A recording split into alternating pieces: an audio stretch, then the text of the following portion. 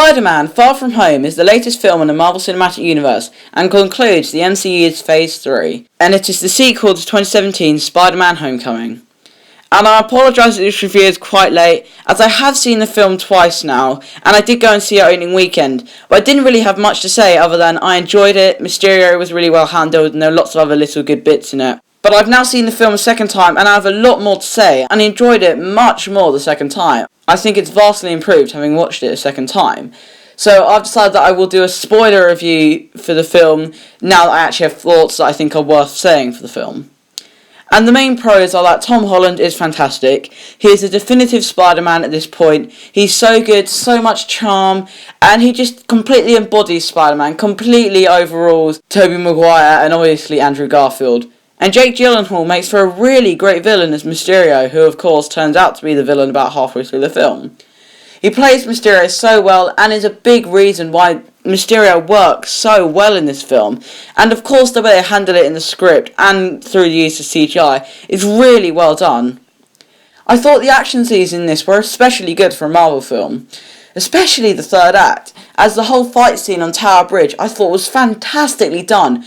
Brilliantly choreographed, very effective CGI, very effective use of CGI especially as well for Mysterio and the drones, and it was just very cleverly done as well because of the whole Mysterio setup with him using the drones to cause real damage based on his simulations. And Mysterio was just handled so well. He is just as good as the Vulture in Spider-Man Homecoming, and yes, Jake Gyllenhaal is a big part of that, but the way the script handles him and the idea of Mysterio being a VFX artist who uses these drones and being angry with Tony Stark for obviously cooling his technology bath. And having seen it a second time, there are some really subtle clues to Mysterio being the bad guy in the film, and it's really cleverly done. And I thought that Zendaya and Tom Holland's chemistry was really sweet, and their romance is very charming. To be honest, their romance is probably one of the strongest parts of this film. It really made me feel for them, and I just wanted them to be a couple. And by the end of it, when they were a couple in the airport talking, it was so sweet, and it just felt so earned. And I did love that romance, and I hope it continues if they make a third Spider-Man film for the MCU, which they likely will. The humour, as always in the Marvel films, is great.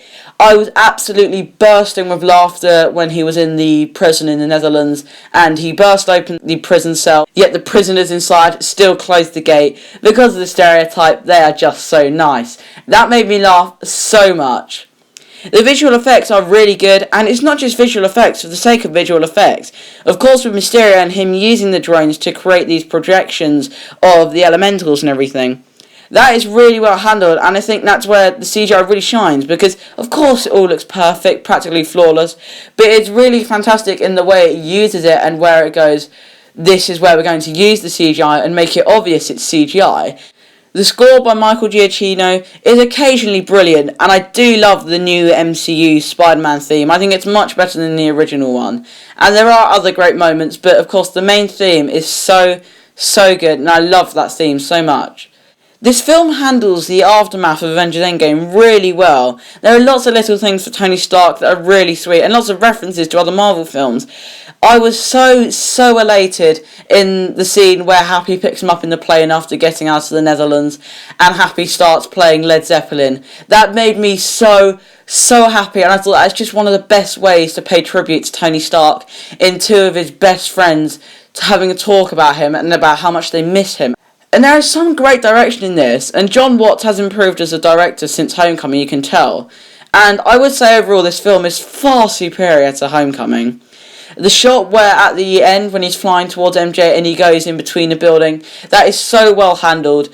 And of course the film has some brilliant reveals, with obviously the Mysterio one being the best. And the post-credit scenes are phenomenal. The first post-credit scene when Mysterio reveals that Spider-Man is in fact Peter Parker, such a brilliant post-credit scene. It was so good. I thought that it should have been the ending of the main film, as it was that good and that effective a cliffhanger. I just want to see what happens next with Spider-Man right now. And of course the actual post-credit scene with Nick Fury at the new Skrull home planet having his vacation made me laugh so much, and it wasn't just funny, it was actually important to the MCU, which I thought is the best way they should do their more silly post-credit scenes. However, the first half is still great, but weaker than the second half. As the second the Mysterio reveal occurs, probably exactly halfway through the film just picks up and gets way better. It finds its groove, and it just becomes a lot more entertaining, a lot more fun, a lot more interesting, because it becomes a lot more inventive at that point, with the fact that we haven't really seen a Marvel villain who uses CGI, and it's just a regular person, doesn't even have that much machinery. He just has CGI, drones, and guns to create these incredible effects, and I thought that was such a good way of doing Mysterio, and it made the second half so much more interesting and just more fun. And the elementals fight scenes for the water elemental and the fire elemental, they felt not underwhelming, but just a bit odd, and maybe that was done intentionally because of the fact they weren't actually real, they were all simulated / made, but it still felt odd and a bit misplaced, and I couldn't put my finger on why, so I didn't particularly like those two fight scenes, but the rest of the action I thought was really good for a Marvel film. I'm going to give Spider-Man Far From Home an 8.5 out of 10. If you've only seen the film once and you thought it was good, it was entertaining, but it wasn't anything amazing, I would recommend seeing it again, as it is much, much better the second time round, mostly because of the Mysterio clues and all that stuff. That was my review of Spider-Man Far From Home, and I hope you enjoy it. Goodbye.